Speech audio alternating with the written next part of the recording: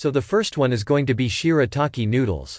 Okay, these are specific kind of glucoman and fiber game. They are pretty much solid soluble fiber, which is almost sounds kind of funny. But a soluble fiber is something that draws water in. I am a fan of soluble fiber because it actually ferments in the gut and has a powerful effect. Okay, it actually has a metabolic benefit. Okay, so in addition to just being a fiber that pushes things through, it actually does something. It feeds the bacteria within our gut. Okay, another one that is really good is one called galactomannan fiber, which is going to be in things like fenugreek. Okay, now, that's not necessarily a food, so I don't want to get you excited about that one, but it's in the same ballpark. Okay, hearts of palm. Okay, so palm hearts of palm pasta, things like that. And flax contains what's called mucilage. Mucilage is a kind of fiber. Like if you were to take chia and you were to add water to it and let us sit, what gives it that gelatinous feel, like why it gels up and makes like a pudding with chia is the mucilage. It is a very, very powerful hydrocolloid, meaning it draws a lot of water in. Not only is this good for satiety, but it gives you a very clear mechanical demonstration of how soluble fiber works. Okay, so foods that are high in mucilage, so we've got chia, we've got flax to get those flax crackers, kelp, certain kinds of seaweed, even red seaweed. But fats aren't even looked at because fats don't trigger an insulin response.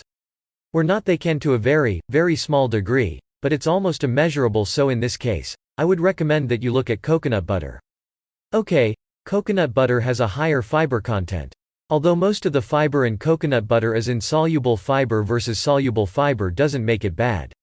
It just still has no blood sugar impact, but you're looking at a relatively high fat content, only a couple of grams of carbs, most of which are coming from insoluble fiber, so that in essence, if you are watching insulin, is it a good food eat? The next ones are going to be vegetables that are very, very high in soluble fiber that have practically no insulin impact. And yes, they're still technically carbs. You're going to be bok choy and Swiss chard. Okay. Not only are they super packed with nutrients, not only are they great for cooking, not only are they tremendous if you sauté them in some coconut oil, and still don't change the insulin impact, but they are packed with the insoluble fiber not attached to another starch, not attached like squash to other starches and things like that. We're just getting straight up soluble fiber in a good green leafy vegetable form. But it's interesting though, when you look at eggs have a pretty low insulin spike compared to other proteins. So I wanted to throw a protein in there, in case you were looking for a higher protein, low insulin spiking food. Eggs would be the best. It's just interesting because they still spike insulin, but the glucagon response is nice and high with eggs as well. But in the world of all the different kinds of proteins, it is triggering the lowest insulin spike probably has to do with the fact that it's pretty concentrated with fat, and that's slowing down and attenuating.